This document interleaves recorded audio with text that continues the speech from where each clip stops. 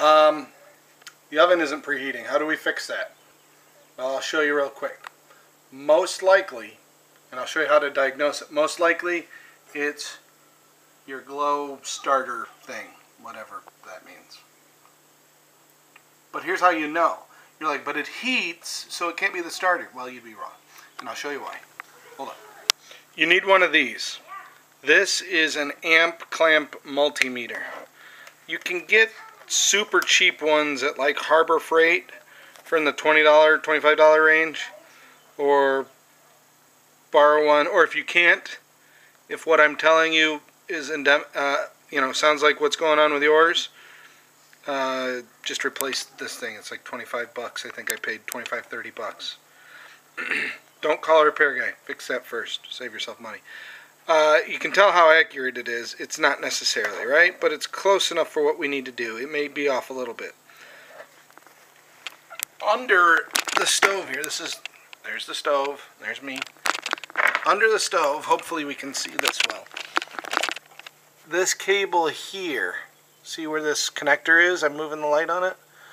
That cable there goes to this yellow cable to the gas valve. This is what we need to check. What I'm going to do is put the amp clamp on it to where I can see what's going on. And you'll see right here on this black label, I don't know if you can see it or not. Focus. Well, anyway, it says 3.3 to 3.6 amps at 60 hertz. Right at the bottom, this bottom line here. So that's what this needs to read in there. If it's not at that range, it won't turn the gas all the way on. It'll just give a trickle enough to get the thing lit. But if it doesn't sense that higher pressure, or that amperage, it won't fully open the gas, and that's why your oven's taking so long. So hold on a sec. So I've turned the oven on, and we can slowly, I can smell gas. We can slowly see this thing crank up.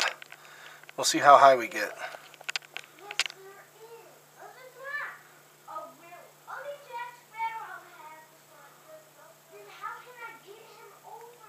2.3. It's all the higher it's getting, and it won't get much higher than that. That means my thing's burnt out. I'll show you how to change it here in a minute. Okay, so I've pulled the bottom tray out, and you'll see right here this bracket. Get the light right on it. That bracket there, there's these two screws.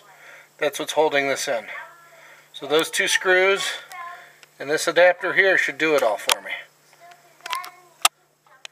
Alright, I'll try and do it. I can't hold the camera, and it's such an odd angle that the tripod's not even good for this, so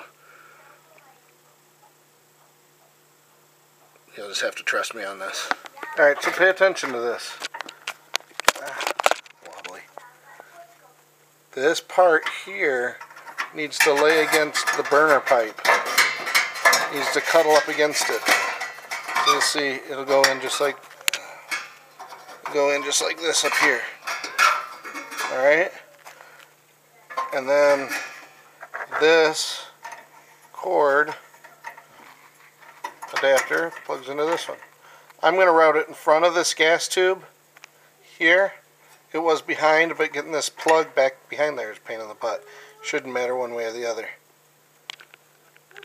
Alright, so this one just slides in there. Like this. Slide it up there. 2 screws go here. Chris, can you go, buddy? And then plug it in. Let's see what happens. So it's been installed. I just turned on the oven. See what happens here. I just heard it kick on, I think. Oh boy. Please tell me I did this right. I did not. Oh, there it goes. There it goes. It's cranking up. 2.4. We're already farther than we were before.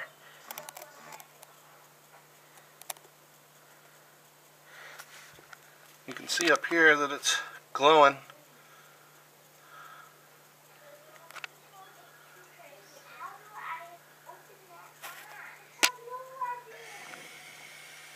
Gas just came on.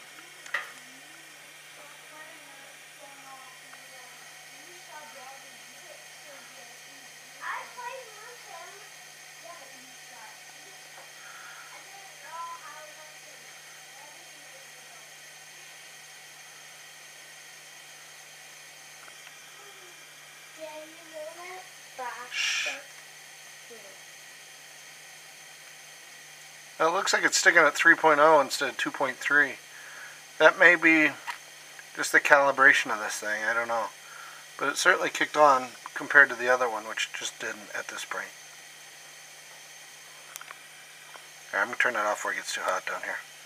But that's how you replace it. Alright? Bye. So I realized I never finished the video. Finishing it now. Instead of Lego Pirates of the Caribbean, the kid's playing Lego Sports Resort basketball. So if you hear a kid screaming in the background, that's what he's doing. He's pretty good at it.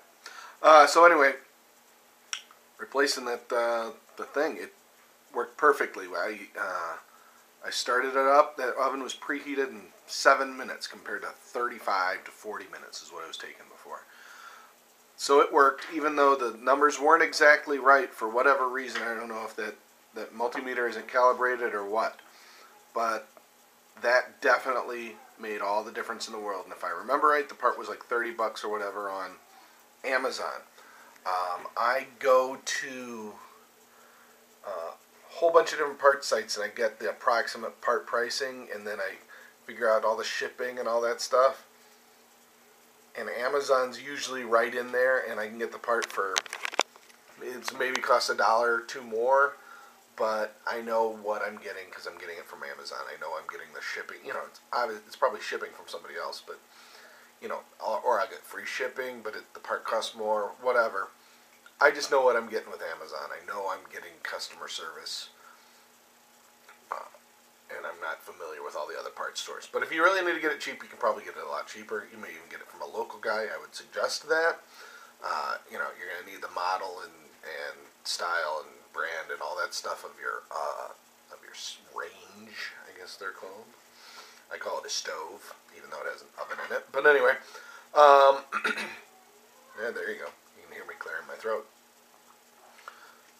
It worked perfectly. It works great. Saved myself, what, $100 call charge from a repair guy, $60, $50, whatever, because he would have charged me full price for the part, and you know, another $100 or $150 for the call, and that's if he even had the part with him. You know, it could have taken a few more days. Of course, it took several days for it to be shipped, so there is that. Anyway, I'm rambling. See that stuff up there? There's a subscribe button. If you like the kind of stuff I do. Morons doing home repair, that's me. Go ahead and subscribe. There's also a like button down there. You can do that. There's a share button, so you can share this on Facebook. Say, hey, do you have a gas oven? There's this goofy dude. Change it. Also, feel free to comment down there. And you, as always, you can go to my website where I do a podcast, www.momenttoponder.com. Very similar to the name of the video up here. MomentToPonder.com. I do it's supposed to be weekly, but I'm a little slacker. Podcast about things exactly like this and other stuff, and like recipes every once in a while. You can see my chili recipe on there. It's really good. Also, my breakfast lasagna recipe. You know you want it. Have a great day.